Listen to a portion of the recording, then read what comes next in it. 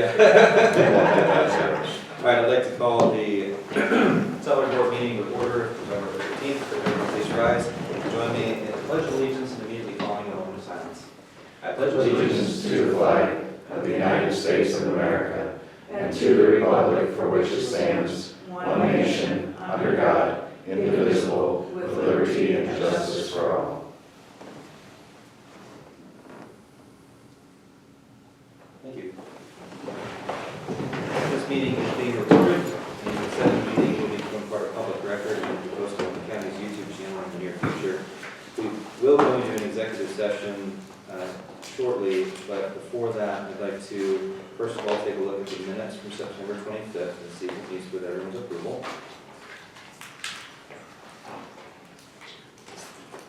I turn it on this. I hear a motion to approve the minutes. Make a motion to approve the minutes. Second. Motion made and seconded. Discussion. All those in favor, please say aye. Aye. Minutes are approved. First thing that we would like to take as deference to court and DA would be the law clerk bonus. The request is that we give a $3,000 bonus to Casey Strickland for covering as law clerk for both judges from July 11th through November 18th. As you may recall, we have more or less amended a policy over the last 4 years that if someone takes on the duties of another employee for 30 days, well, tough it up. After that, we consider a significant bonus for essentially having done the duties of two people. I assume that in this case, Casey Strickland was working significant overtime hours and compensated. Yes, that's the whole problem, is there is no compensation for that in terms of her salary on that basis. And in terms of wages saved, it was $11,276.76 plus benefits at $16,526.76. It's in the budget, that's what I'm saying, in terms of so I would move to approve the bonus. Motion is made to approve a $3,000 bonus for Casey Strickland. Do I hear a second? I'll second it. Motion made and seconded. Discussion from the board? Very good. All those in favor, please state aye. Aye. Opposed, nay? Aye. That's a nay. That's a nay. That's Okay. Then the motion carries 3-1. Will that be payable in 2020? No, Will that be payable? it's out of the 2019 budget. That's So, the right away, Yeah, yes. it should be paid. Exactly. So the next pay, possible, I suppose. Okay. I don't know where you're at in the cycle. Every time it's. Okay. Very good. Judge, the only other thing on here related to you was the domestic relations position. The request was for a 2% increase, which we would, You're including that, and I believe all of the positions all That of is the the court-related proposal. positions would have the 2%. that's affirmative. Okay, I'm fine with that. Okay, very good. I guess that confused me as well. Yeah, exactly. Because it was, It's already been approved. Actually, it's not even part of 2%. She's going to get more because if we follow through with the 1/3, 1/3, 1/3 ways. She could possibly be affected by the Hess survey. Exactly. But I put it on here because I didn't want it to be missed because it was correct. Sure. That was a request from the director. Yes. The other direct request that I don't think needs another vote, it more or less just needs to be announced, is that on December 10th of 2018, we discussed the first Assistant District Attorney, Woody Brown's salary, and we passed a motion to have an annual increase of $4,831 effective back in January of this year, January of 2020, and January of 2021, correct? That's my understanding. That's my understanding as well. So again, that's already been approved. I don't think there's a reason to vote on it unless there's a motion to negate it. Okay? Hearing none, I guess you're set. Thank you. I got quarters on the table. Now, HR has requested an executive session to discuss the job performance of Veterans Affairs and Deputy Register and Recorder. Deputy Director, yes. That is correct, yes. Do I hear a motion to move into executive session to discuss those three? So moved. Second. Motion made and seconded. All in favor, please say aye. We're in executive session. Be right out. Get you.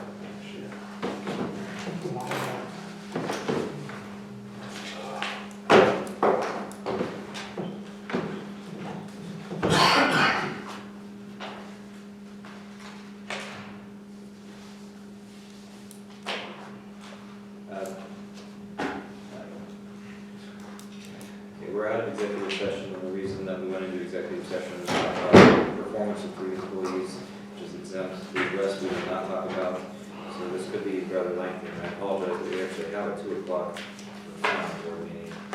So we're going to have to try to make this as brief as possible out of respect for C.S. McKee. The first position that we'd like to discuss would be Director of Veterans Affairs. The request is nearly a $6,000 increase made by Ed. Ed, would you like to justify that? Well, basically what I did was went by the study that you had done. I've seen that based on the way I read the study, that it should be 49,000. I felt that was a little excessive. So there's a request for 46. Right, so for background, we did a study through Nancy J. Hassan Associates a year and a half ago. We got that. And started basing salaries off of that for the midpoint without consideration to years of service, because we have in place a longevity payment, which admittedly is somewhat smaller, in my opinion, percentage-wise, for someone that is salaried. So to date, we have not taken into consideration, but you're right, your reading is correct, that 49,000 approximately, Denny has the exact numbers. 48,347 was 48,347.52. It would have been, should we have opted to go to the full blown, taking into consideration 10 years of service or more. So anyway, that's just simply background. And the other thing I looked at was the state position, they're looking to hire somebody as a veteran service officer with no experience. Their starting salary is 55,000 with no experience. To be clear, that's a state position, not a county. Understood, and I'm just going to put that in there as reference. Okay. Any motion or comment from the board? I would just say that this is a really difficult one to look at, just because I know we all really appreciate the work that you do, and we think the conversations that we've had have been about, you know, your ability to go above and beyond, your experience, you know, and everything.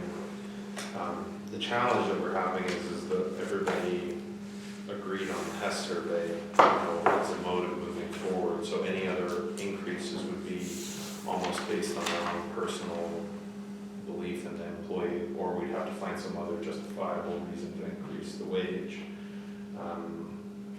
And it's one of those things that if we make an exception in this case for you, you would have to, in my opinion, review other positions, right? That would be, you know, to, you know, I don't know.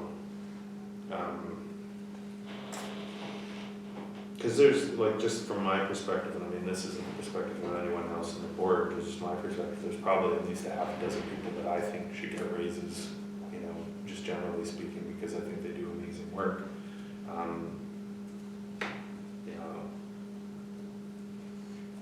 that's the question for the board is do we want to get in a position where that we're doing it on a regular basis? And, how to, the goal has been to try to be as fair as we can be, like in evaluating it. The idea with the HES survey is to get to the median, at least, if people are below it. In your case, like you referred to the 49, that was the absolute high end, like the median on our scale is 41. My understanding is that with this raise, you'll be at the median for the position. And so if we increase it 3, 6, we're making an exception for you individually. And I guess that's the question that we have to ask ourselves is, do we want to do that? Because we really like the work that you do.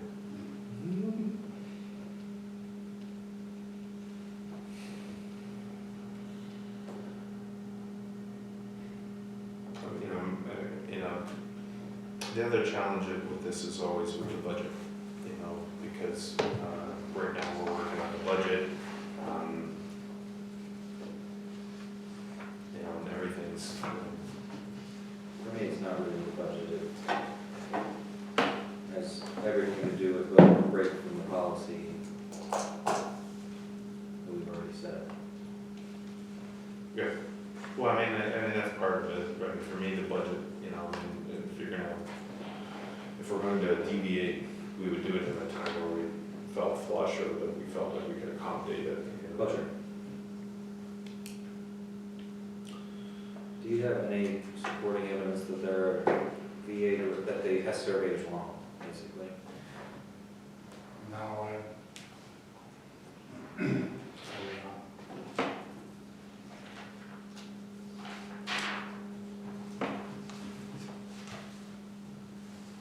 It really hurts me because I see the work that you do and I want to give you a raise. But, I think the thing is that if we do that, then we have to kind of go back to, I don't want to say the drawing board, but there are several other people that we're going to have a conversation about that. Because it just wouldn't be, it would not be fair to them to not review their wages, in the grand scheme of things.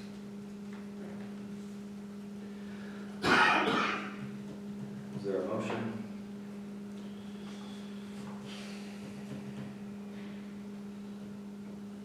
One option, I suppose, could be to task HR with rechecking the numbers and see if there's some margin of error. Correct, the new survey. Let's put it this way, I think that we have another couple of weeks of budget work to do in order to get to a place where we have the preliminary budget. I would be in favor of tabling this for 2 weeks until the next salary board meeting so that maybe we can also maybe have the opportunity to look at it more holistically than we have already. Does that make sense? Your motion to table. I'll make a motion to table it. Second. Motion made and seconded. There's no discussion for such a motion. All those in favor, say aye. Aye. Motion carries. Tabled until the 27th. Thank you, Ed. Register and recorder, left. I believe the understanding was motion to table. Let's see, we're skipping down We need more, I believe we needed more information on to, so, Table officially or not? it. We did just vote on the table. yeah, for the Veterans Affairs position. Right, so I'm asking for also table the register and recorder's position. The request was to create a new position of chief deputy for register and recorder. But I believe we're going to find more research before voting on that. Make a motion to table the proposal for the deputy register and recorder position. Second. Motion made and seconded. All those in favor, please say aye. Aye. Motion carries. Lieutenant in jail. So there's currently a position, or there was a position for lieutenant, correct? Yes, And it has been unfilled now since you became ward. correct. Wasn't, Rusty was the lieutenant, and he became the deputy. Yeah, I became warden, he became deputy warden, lieutenant warden. Sorry, well, I see the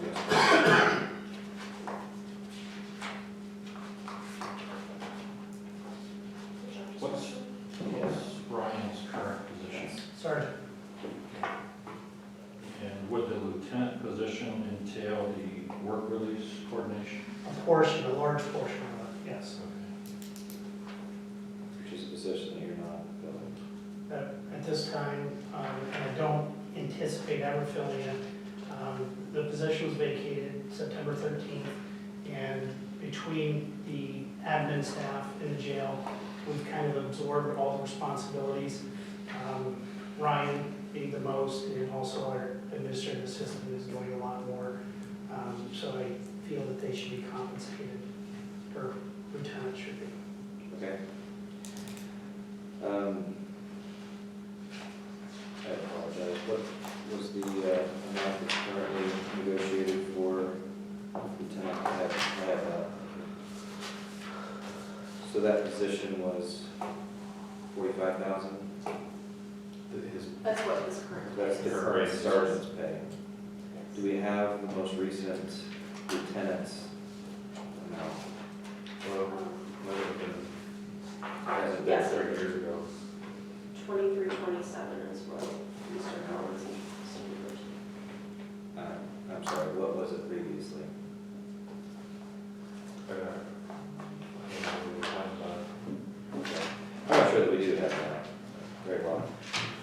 Okay, so basically filling an extra position by taking the amount of money from the position you're not filling. So it's good for the budget. Sure, oh, absolutely. You know, I know the work release coordinator was, without the benefits, 41 or so, which we're not filling that position now. So compensate those who are taking on the responsibility very, very minimally, as opposed to the salary of the work release coordinator Okay. and the added responsibility for the lieutenant. Okay, so the request here is, the lieutenant position never went away, probably. So it just never got It filled. just never was filled. So really all this is asking is for the board to allocate to the lieutenant's position $48,401.60. So that's what the motion is, you fill the position based on salary board, or excuse me, prison board and your recommendation, but that's what's before this board today, correct? Everyone understand that? I'll make a motion to fill the lieutenant position with Ryan Tipton at the rate that's been presented. Negative, that's not what's happening in this meeting. You're setting the salary for the lieutenant's position at the $48,401. Not filling that position today. I would like to make a motion that the lieutenant position is 48,401, and that John Collins fills it with whoever he likes. Thank you. Do I have a second? Second. Any further discussion? All those in favor of the motion, please state aye. Aye. Motion carries. Deputy Director for Domestic Relations is also on here. We already announced that that's standard 2%. We're not talking about today.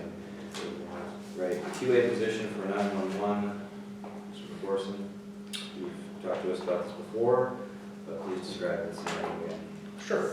So effective January 1, 2020, the Commonwealth has told us that we're required to have a quality assurance position to oversee 911 calling.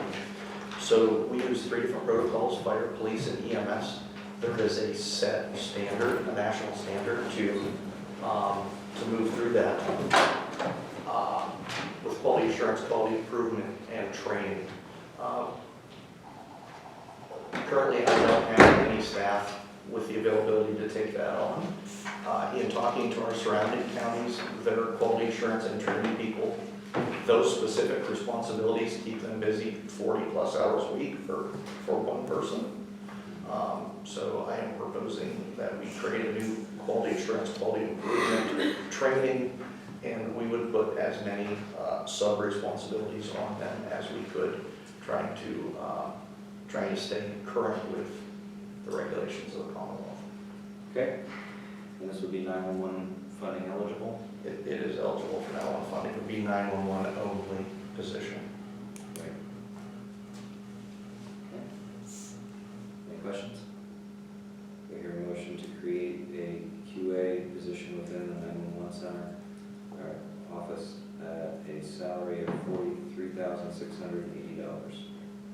I'll make the motion. Second. Discussion? So one of the big issues that we have just across the board in 911 is training. We need support there. My understanding is that this position, one of the big chunks of it is going to be training people. A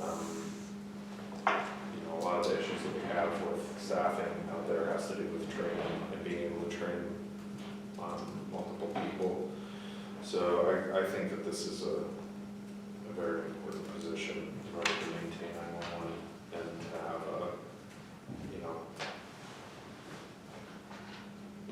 that's definitely an area that we can't drop the ball in without creating a lot of problems. So that's my 2 cents. Thank you very much. Just to be clear, I was asking for a non-union position, just to be clear on So it that. has to be non-union in order to manage. Correct. Okay. Any other questions? Motion before us is to create a quality assurance position in 911, salary of $43,680. All those in favor of the motion, please state aye. Aye. Opposed, likewise. Motion carries. Dispatchers. Okay, so, little unorthodox. I have the sheriff here and I have Director Bull here that I haven't talked to prior to this. And I would invite them, if at any point they'd like to chime in this conversation. So as the Board of Commissioners are aware, we've been quite short-staffed at the Department of Public Safety, specifically 911, for about the last year. Presently, we have 7 full-time employees that are working as dispatchers. We have the ability to have a total of 10. Those are the positions that I'm allowed to have. Even with those positions filled, I'm asking you for 2 additional dispatchers. And what that gives me is 3 dispatchers at a time working in my center. And what that gives us the ability to do is it's not an emergency when the dispatcher takes a vacation day, takes a sick day. Presently, with 2 people working, anytime somebody needs time off, that has to be filled, whether we're mandating staff or whether they voluntarily sign up for it. I have 1 employee with almost 900 hours of overtime. It is just non-sustainable. We cannot continue to go down this path. I can tell you that the attrition rate due to some of the other state agencies that have taken some employees here and there has been quite high. I would like to get up to full staff so that I do not have an emergency on my hands with not having the staffing. In December, I have 19 unfilled shifts that I have to take care of in December. Now granted, these people are not going to be trained by December, but having the resources available to me to get up to full staff, I feel is absolutely necessary.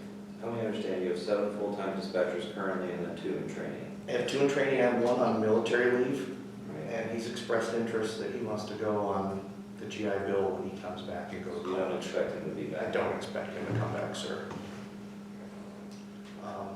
So realistically, in 6 months, you'll have 9, or 6 months, you'll have 9. So you're still short. That still puts me short. That's why I wanted, instead of counting him as, he's working for me, but he's deployed, so he's not. There's still a hole there that's not being filled. That's why I set the number at 12. I provided some documentation of what our surrounding 911 centers are operating at, and At the end of this pack. you can see we're light on the admin side and light on the dispatcher side by several people. How much of these positions are paid for by 911 funds? 911 funds, these positions are 911 fund eligible. Yeah, so, like generally speaking, how much does that cover as far as their wages go? Well, it could cover 100% of their wages, it's just that money is not there to be spent on other 911 related programs. the 911 funds that we get, we can spend 100% of that money on wages. Yeah. We can spend it on other things such as telephone costs, computer costs, things of that nature. So Yeah. the position is entirely fundable by 911 funds. However, if we spend it on manpower, then that specific amount of money is not available for computer upgrades or I hear what you're saying, but it's not like an infinite, like you have the funds capped, and then that's what's allocated. That's what they It's get. approximately $1 million and $1 million in revenue, and Yeah, so there's no additional 911 revenue that's gonna cover this. probably not. No, sir, there's not. It's going to cut down on employee burnout. It's going to cut down on us being short-staffed and mandating our people. Well, I think the big thing is the overtime hours. Like, I mean, that's the thing that if, we can nullify overtime hours, then it makes it worthwhile for us. I mean, obviously the burnout and the coverage is the most important thing because that creates error in the system. And again, 911 is one area you don't want to have errors. So,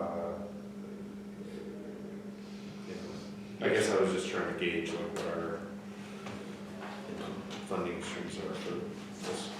Yes, sir, if I could as well, just the whole job itself has changed dramatically in the past few years. The state continues to put more and more rules and regulations on us, such as us implementing protocols, the EMD, EPD, EFD protocols, where you used to answer the phone and say, 911, what's your emergency? Okay, I'll send you a fire truck, goodbye, is now a 4 to 6 minute conversation. When there's only 2 people in the room, that becomes very delicate on getting through your proper protocols that we're evaluated on.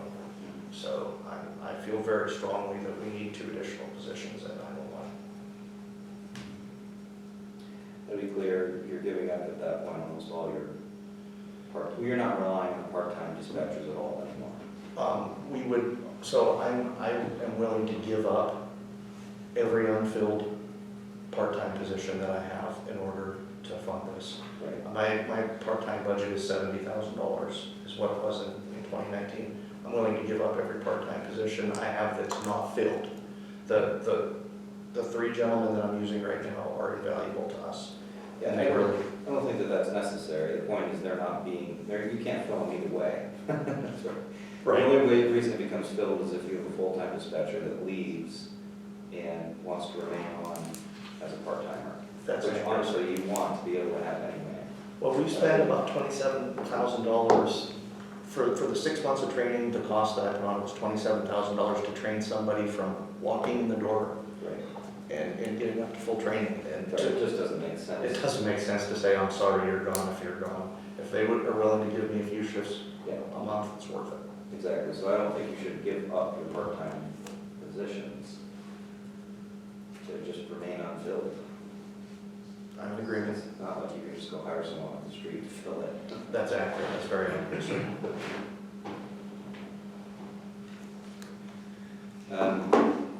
Not that I'm making this motion, but out of curiosity, if we gave you one more today, you filled your 9th and 10th, or excuse me, yes, your 9th and 10th, 11th. 10th and 11th position, right? I would be in a better position than I am currently. Right.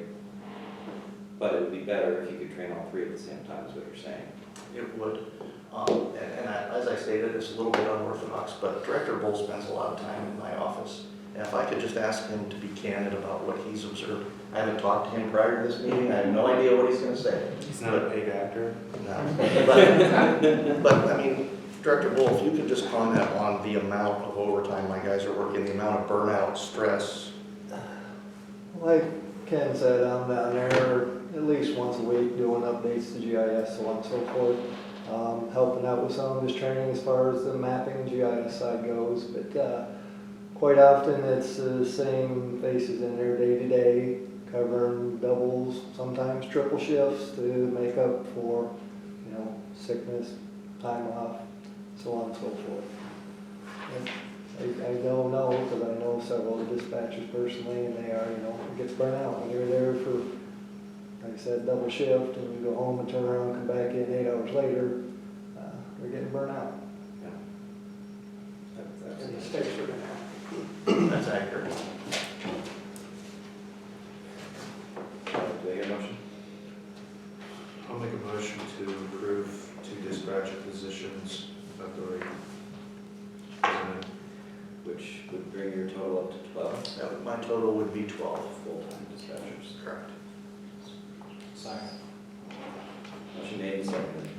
Further discussion? I just make the case that we need to work with HR to track overtime and make a projection for next year, and with the intention that, these people will be up and running within 6 months, and then their overtime numbers should drop, because it's gonna take a while to find people and train them and everything. So you will see Second. overtime. In the second half of the year. Yeah, exactly. So the first half of the year, you're still gonna see a significant amount of overtime. Correct. But I would like to think that at least the dispatchers would see the light at the end of the tunnel. Because right now, in your department, we're averaging, what was it, like 30, 40 grand in overtime? How much was it? At least, Significantly more than that. well, it fluctuates, so, I is it in the 50, 60 range? It is. Yeah, so the idea is even if we can cut that back a half or 2/3, that pays for one of these positions at least, so. Correct. There's always going to be the variables that we can't control. Somebody gets ill 2 hours before they're supposed to come to work. Unfortunately, somebody's probably going to have to stay. But day to day, it's going to allow us to have the time off to train people and people to take vacations. How often have you worked as a dispatcher in support? Several times throughout the year. Recently, not as much because I've been so tied up in the 911 radio project. But I'm just not capable. there just aren't enough of us to do everything that needs to be done. Yeah. Can I confirm the motion to approve 2 full-time dispatchers at the rate stated by the union contract? Correct. Did I have a second? Yes, Debbie. Yes. Further discussion? All those in favor of the motion, please state aye. Aye. Opposed likewise? With that, I know that the changes are for 2020. Am I able to have permission to post that immediately? Absolutely. Thank you. Motion carries. Okay. Next, EMA Deputy Director. Mr. Borson. Scott Rose, Deputy Director of Public Safety. Around the 1st of January this year, Wanda Smith was our administrative assistant. She left to find other employment. When she left, all of Wanda's responsibilities were put on Scott Rose. He's been doing a fantastic job with that since he took over all of her responsibilities. And I'm asking for a $4,000 increase. That increase to be covered, the majority of it, by what we call LEPC. They didn't vote to give him a raise. They voted to pay the county for 2 days a month of his salary, which adds up to roughly $36.50 a year. I'm asking for a $4,000 increase. Of that $4,000 increase, the $400 difference is covered by what we call EMPG funding. His position is funded by EMPG. 50% of that $400 that's not accounted for is covered. So I'm asking for $200 out of the general fund, the rest of it covered by these other increases. Okay, understood. Is there such a motion? To make that motion. Wait a second. Second. Motion made and seconded to increase the Deputy EMA Director's salary $4,000 to be covered by $3,600 by the LEPC, $200 by the county, $200 by EMPG. Just to be, so it's crystal clear, the LEPC did not vote to give it yet. I just want to be sure. Right, but it's budget neutral is what I'm trying to make. Yes, sir. Well, Sam's $200. Well, it's important to note that we have a position that wasn't filled. Correct. So, Okay, any further discussion on the motion? All those in favor, please state aye. Aye. Opposed likewise, motion carries. Assessment Office Manager, Mr. Wolf. As you guys know, I've been restructuring the assessment office since I took over. We eliminated a position back in 2018, went down to a staff of 5. At that time, I've been doling out some of the responsibilities across the board in the office, and our current administrative assistant has picked up a lot of those responsibilities, is, in my opinion, more or less become an office manager now. And in tune with that, I have a field assessor 2 that will be retiring on January 17th. And I would like to restructure that position into a GIS technician / data collector position. And with what we would be saving in his salary, with lower rate of salary for the position I want to create, would more than cover the office manager, and would still be actually saving money on my budget that was proposed for 2020. So. Very good.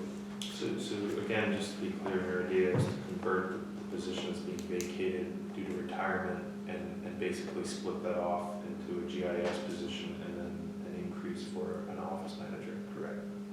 Now, either of these positions, they're both union positions, correct? And the amount for the assessment office manager, you presumably negotiated with the union, right? That's based on the union contract, Ken? I guess I would have to check on the office manager one. And then what about the GIS? That's even in the contract. No, So. it's not even in the contract. And I guess that's my apologies, I did not reach out to the union about the GIS personally.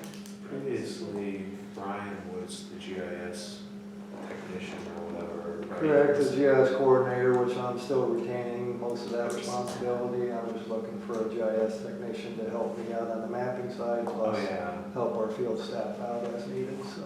Okay. Is it your understanding that the GIS technician would potentially be trained to help with assessment?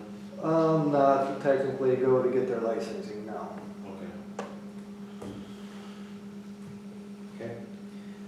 Now, you either take a motion to the assessment officer manager or GIS or together, doesn't matter to me. I would make a motion to approve both positions pending union approval of the wages. Second. Motion made and seconded. The motion, to be clear, was, is there an office manager position currently? There's not. There's not. So it would be to create an office manager position, to create a GIS technician / data collector position, both at a rate of $29,120 a year, pending union approval.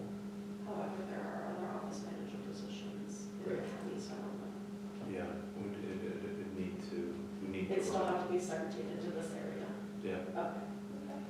Well, and office manager, I mean, that title is kind of ambiguous. I mean, the assessment department had like an assistant that worked for the director years ago. I'm gonna say we've had office manager over the years, we've had, different variations, yeah, so. Okay. Further discussion on the motion? All right, you've heard the motion. All those in favor, please state aye. Aye. Opposed likewise? I guess I just wanted to quickly add, I supported this just because with the move to pictometry, the added focus on the assessment department and keeping the roles up to date and some of the other things, that's a place where allocating resources is not a bad thing because it, we need to keep those roles up to date. I believe this will help do that. Okay, so motion carried. The law clerk we've already dealt with. Assistant DA we've already dealt with. The last thing to discuss then is the part-time security officer. So now I'll turn it over to Sheriff Pickham. Yeah, the purpose of this is to, number one, save the county money. Number two is to free a deputy up, put them doing warrants, doing civil process, doing training. It would be a savings per hour of $3.75, 24 cents, $3.24. It would be a part-time, no benefits. The only benefit that there would be obviously if they work on holiday, double time. But the courthouse is closed on holiday, so I don't see that happening. That's the main goal. Is we free up a deputy, put them, the reason I'm concerned about, or I'm not in favor of two right now, two officers versus deputy, is because if someone brought something into the courthouse, the deputies have that authority. These people have no arrest authority whatsoever. If they were, if a decision was made to arm them, they would have to go through the Act 235. And as I outlined, it would be, they would then have to be qualified by the county, by the sheriffs. At this point, I don't see that happening, but I put that in there just to cover. And that would be in consultation with the board of commissioners and the district attorney. That way we get all different ideas and thoughts. That's my purpose. Okay, so this would be the creation of two part-time security officers at a rate of, was it $13.50 an hour? That's the number I came up with. I mean, that's up to the board, the salary board. Very good. Do I hear a motion to create those two security positions? So moved. Motion is made. I'll second. Discussion? So, obviously this is something that we've had conversations with Eric Yes. about. Yes. I And think, you and I have that conversation. yeah, I mean, I think this is something that needs a lot more review, for a variety of reasons. So the first thing is like, I don't personally believe that there needs to be two people out there. The level of traffic that we have coming through the courthouse, to me, doesn't justify having two people at that station, especially 10 feet from the sheriff's office. The second thing is that, currently we have two deputies there. I'm trying to eliminate. And frankly, their expertise are wasted in that position, which essentially you're just scanning people for contraband or weapons.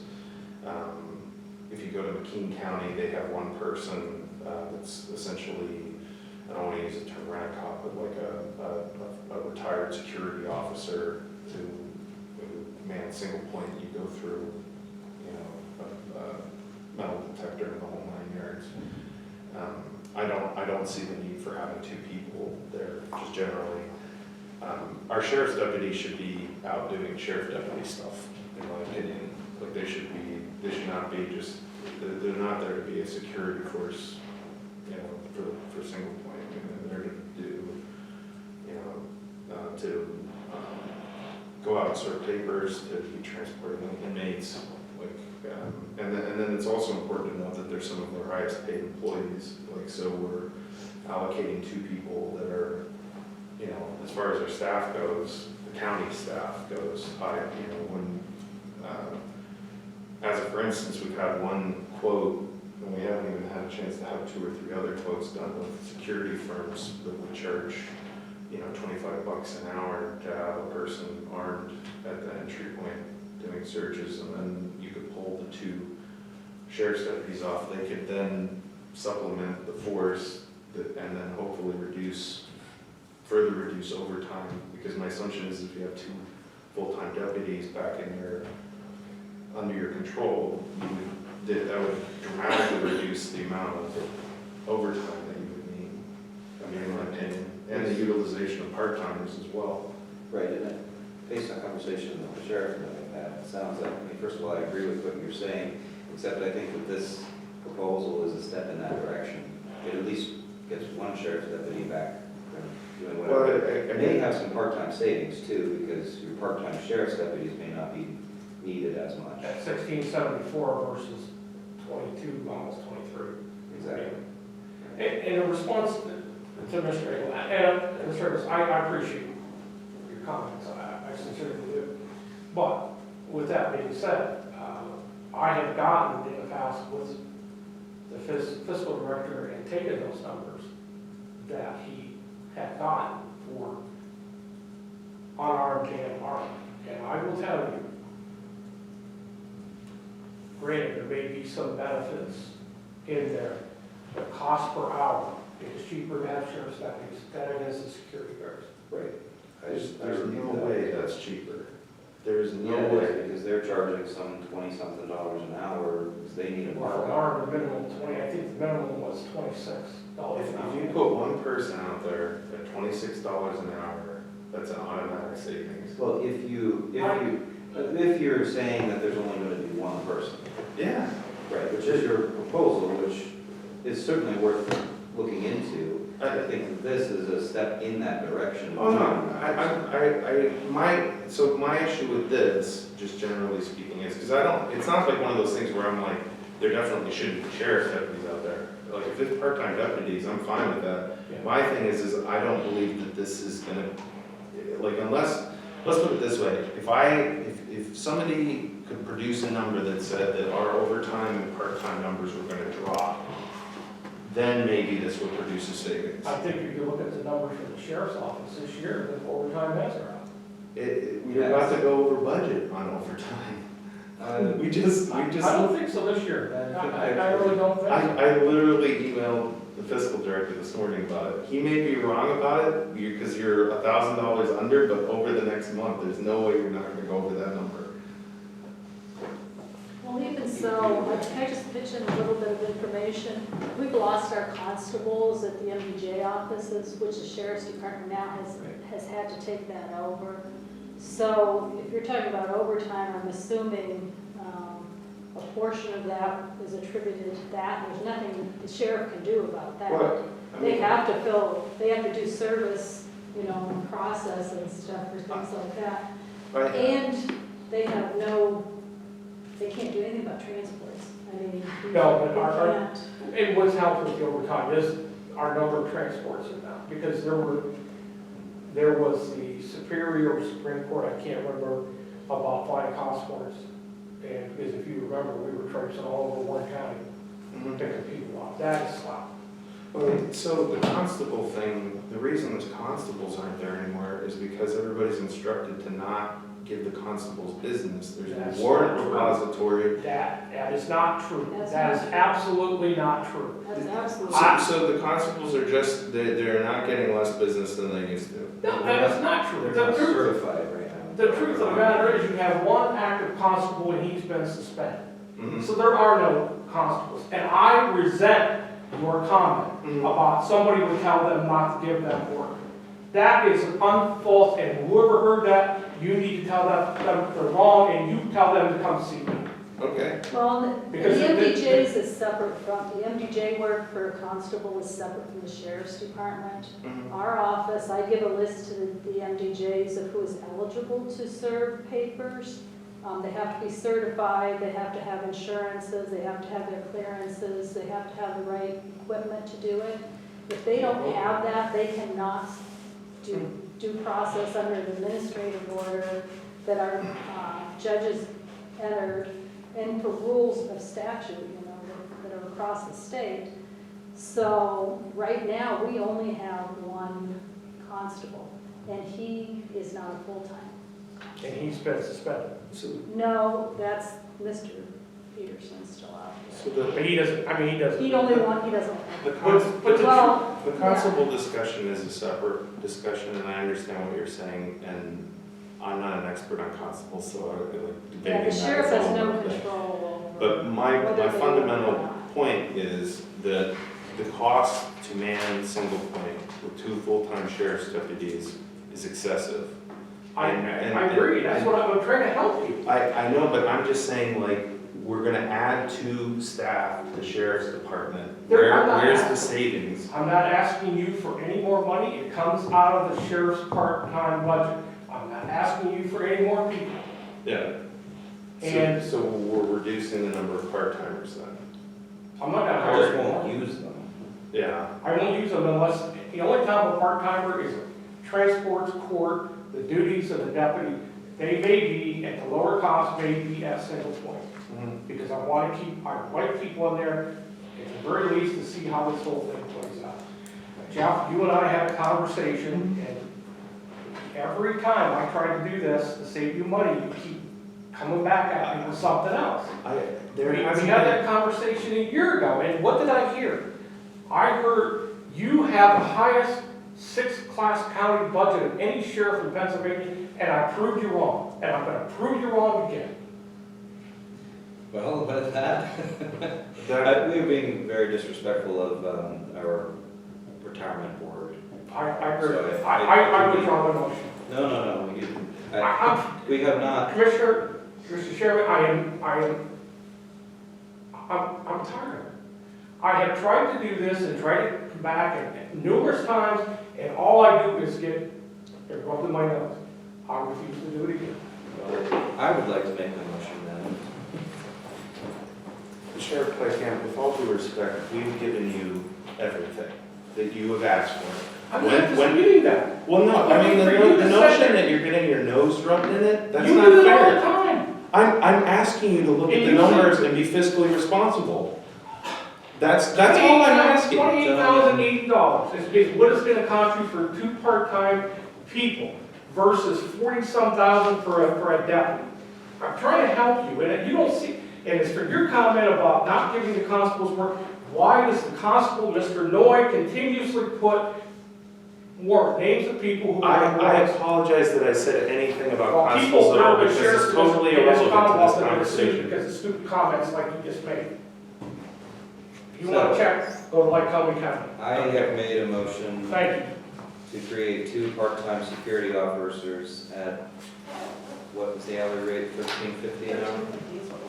Do I hear a second? Sheriff, do remember that you do have a vote in this. I do. I'll abstain because it pertains to mine. Very well. Do I hear a second? Second. Motion made and seconded. Further discussion from the board? Hearing none. All those in favor, please state aye. Aye. 2 ayes. Any nays? nay. 1 nay. Abstention? Sheriff Claycamp? Yes, abstain. Abstention. Thank you. Motion carries 2-1. Okay, with that, is there anything else that needs to be dealt with? Anything else that needs to be dealt with, Ms. May? Okay, so what you're asking for is a motion to continue the plan that we started last year in terms of giving a third increases based on the Delta. Okay, so is that clear to everyone on the board? If they weren't part of the Hess, then. Right, and then a 2% increase for anybody that is not identified in that Hess increase. Is that clear to you too? Okay. Do I hear a motion to do that? I have one question on the 2% increase. Yes. Now, we're hiring a new law clerk here in November. Will anybody that's hired in November get the 2% increase then? That's non-union? Yes. Yes. Unfortunately, that's in my opinion, an oversight, but it's been county policy previously. All right, I just want clarification. Do I have a motion? I make that motion. Okay. Do I have a second? Second. Discussion. Okay, then to make sure that this is clear, non-union members get a 2% increase unless they were identified in the Hess survey last year and got a different increase. In those cases, they get the same amount as they did last year in terms of the amount increased. Okay, Before I make any promotion, just I'll submit to both of you, okay, just so we're on track. very good. Any other questions, discussion, all those, Danny? I guess with the exception of those that we addressed previously in this meeting. Oh, obviously, yes. Right, this motion would not override anything else that we've already discussed.